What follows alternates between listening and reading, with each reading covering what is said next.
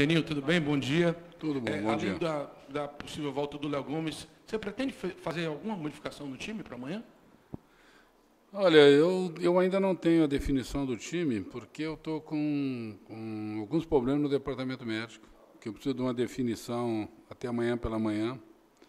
Alguns jogadores, inclusive, foram passar por exames agora, não participaram do treinamento. A gente só vai ter o resultado desses exames à tarde, né, para que você possa definir se o jogador está 100% ou não para atuar a partida. Então, eu tenho algumas indefinições. Né? Foram fazer exame, não temos muito o que ficar escondendo coisa de vocês, foram fazer exame o Bocão, Wesley e Chiquinho, exame de imagem. Tá? Então, eu fiz um encaixe, uma formação sem esses jogadores, fiz alguma observação em relação, aí sim, opção tática ou técnica, né? Minhas, dentro da movimentação que eu fiz de manhã, e eu realmente só vou definir esse time praticamente amanhã, até a hora do almoço. Eu espero ter o time definido, porque eu já devo ter o resultado desses exames e, em relação à minha definição técnica, essa é fácil resolver. Então, se você me perguntar hoje o time, tá, eu posso te dar alguns nomes que provavelmente vão jogar, mas não te daria uma informação exata, que seria muito ruim. Claro que, completando, algumas substituições são claras, né? Se não jogar o Bocão, vai jogar o Van. Né? É uma possibilidade, uma possibilidade. Eu trabalhei com o Léo, trabalhei ainda com o Baraca, trabalhei com a possibilidade de Rodrigo Andrade no meio, né? E trabalhei com algumas mudanças na frente, já que também não tem o Jordi, né, definido hoje, nem como opção o Jordi, que é uma opção de banco para ser utilizado aí na faixa de 20, 25 minutos, seguindo orientação médica. Ele está aproveitando essa suspensão para ver se intensiva um tratamento, para ver se a gente estica um pouco essa utilização dele, se aumenta o tempo dele, pelo menos por um período. Né? Então, temos aí praticamente 4 jogadores que você tem de stand-by.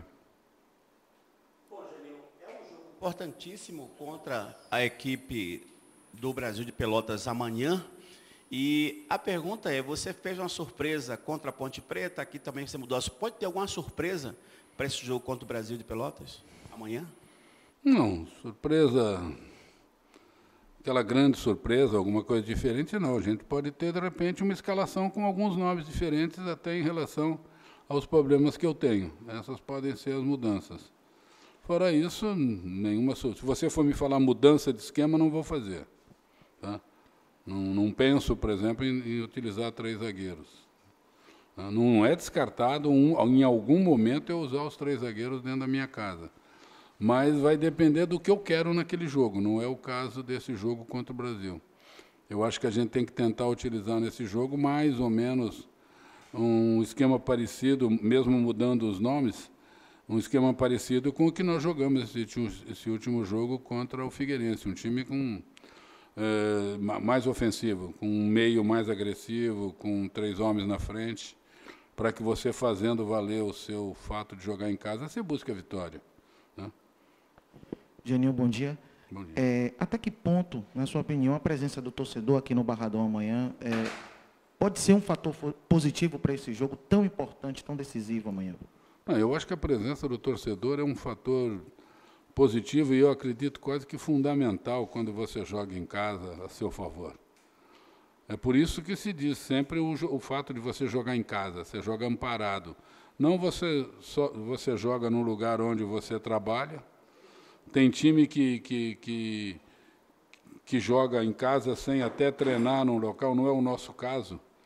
Mas tem time que tem um CT na cidade, ele treina no CT, mas joga no seu estádio. E o que faz a diferença sempre é a presença do torcedor. O torcedor é o que faz a diferença. E quanto maior a presença do torcedor incentivando o time, empurrando o time...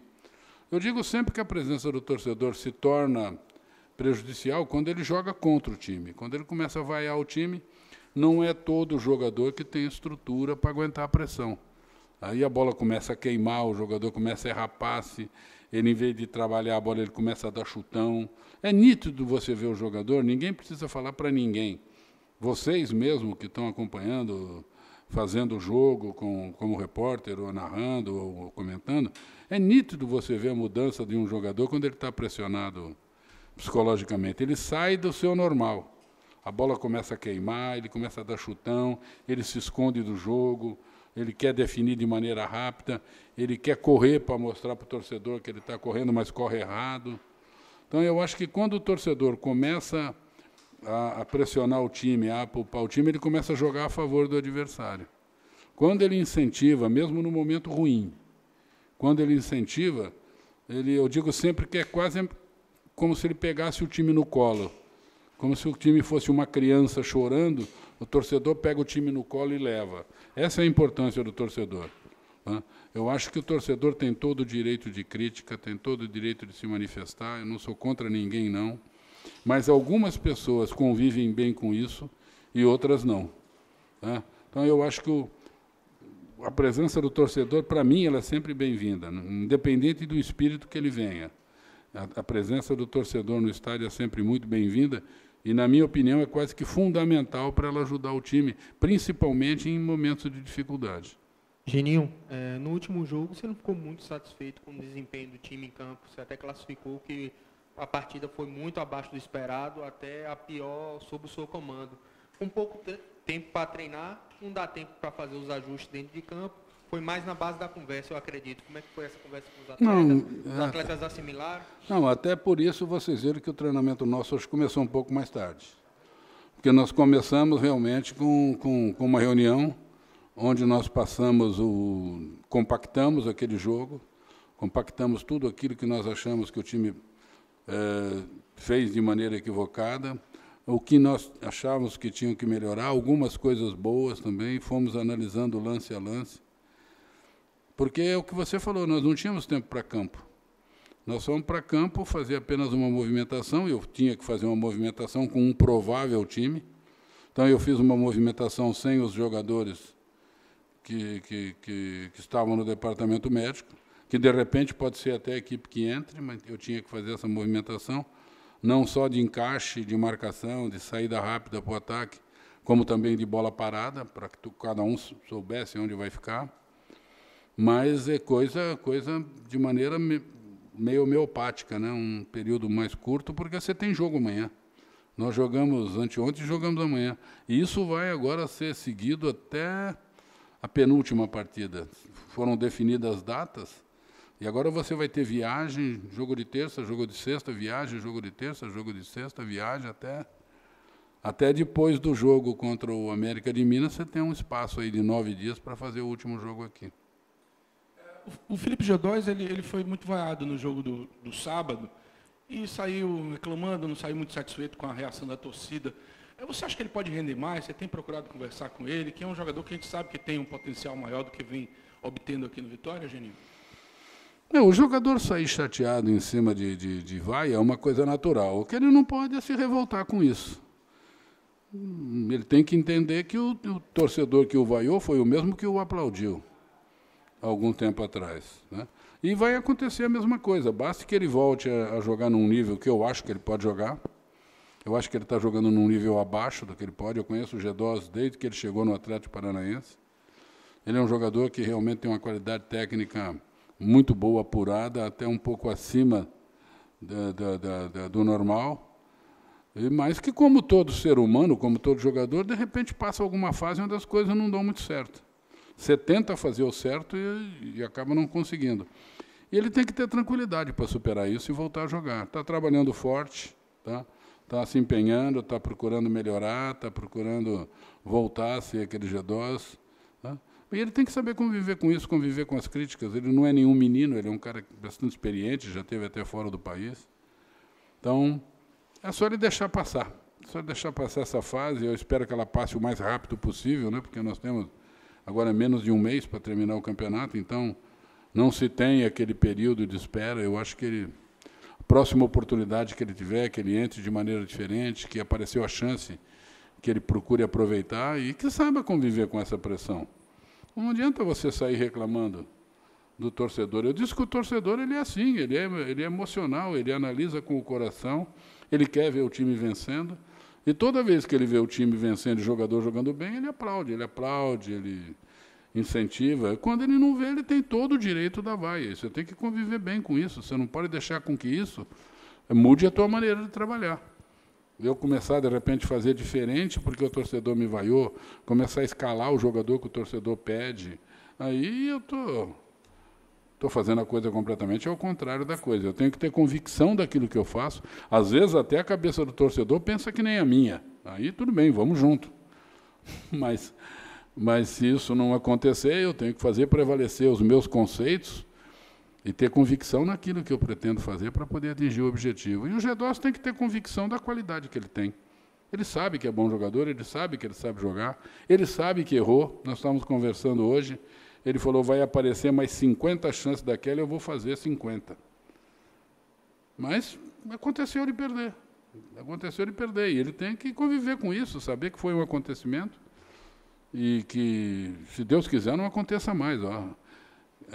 Que sirva até de motivação para a próxima oportunidade que tiver, que ele faça o gol e comemore. Geninho, você já deixou claro que o Chiquinho e o Wesley estão na condição de dúvida para o jogo de amanhã. E o Bocão. E o Bocão.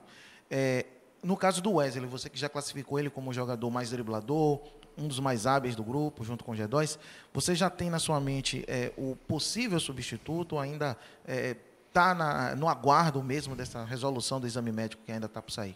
Não, eu estou no aguardo, mas tem algumas opções, né? Eu tenho o Heron, que entrou bem no jogo, eu tenho o próprio G2, puxando o G2 para uma ponta. Tá? Então, a gente está trabalhando com algumas situações. Mas torço muito para que o Wesley seja liberado, porque, na minha opinião, ele é a nossa melhor válvula de escape no ataque, né? Um jogador tem um contra um muito bom, é rápido, define bem. Eu acho que se não jogar, realmente faz falta. Faz falta porque ele vem sendo um ponto bastante positivo. Isso ficou provado no último jogo, né? Quando ele saiu, nós perdemos muito a nossa parte ofensiva. Geninho, na coletiva anterior, você disse que ia definir quem seria o cobrador oficial de pênaltis. Já definiu quem é o cobrador oficial? Não, é o que eu falo. Mais uma vez, hoje 3 treinaram. Treinou o Carleto, treinou o G2 e treinou o Anselmo. Os 3 bateram muito bem. Como o Carleto bateu o último jogo e fez o gol, que bata o Carleto. Se o Carleto não estiver em campo, ou se ele quiser abrir mão de bater, ele pode abrir mão de bater. Nenhum jogador é obrigado a bater. Eu gosto que bata quem treina. Os 3 bateram muito bem. Com características um pouco diferentes, mas cada um bateu e o aproveitamento de todos eles foi 100%. Ele pode chegar e falar, dá a bola para o G2, ou dá a bola para o Anselmo e falar, bate você. O importante é que não tenha atrito. Né? E mais importante de tudo, que quem for bater, que faça. Né? Pode até, ou se quiser, o Martim Rodrigues ir lá bater, desde que ele faça o gol. Né? O estado emocional dos adversários também é importante. Eu vi Vila Nova e Brasil de Pelotas, o Brasil fez uma partida irreparável, assim, ganhou com muita autoridade, mas está numa condição tranquila, está com 42 pontos, 11º colocado. Você acha que isso também dá uma maneirada, assim, facilita um pouco mais a vida do Vitória? Não, eu acho que dificulta. Dificulta porque você vai pegar um time que não vai se sujeitar a cometer erros. Por exemplo, nós tivemos... Eu acredito que o jogo do Brasil ele seja mais parecido com o jogo que eu tive contra o Londrina do que o que eu tive contra o Figueirense. Porque o Londrina veio aqui buscar ponto. O Figueirense veio aqui buscar vitória. Você sentiu o Figueirense jogando para cima de mim também. E aí ele me dava mais espaço. Foi um jogo de chances de um lado e jogo de chances do outro. Pelo Brasil, pelo retrospecto que ele tem, apesar que ele tem um retrospecto muito favorável jogando fora de casa, ele já ganhou algumas partidas jogando fora, o Brasil praticamente fugiu da chance de acesso.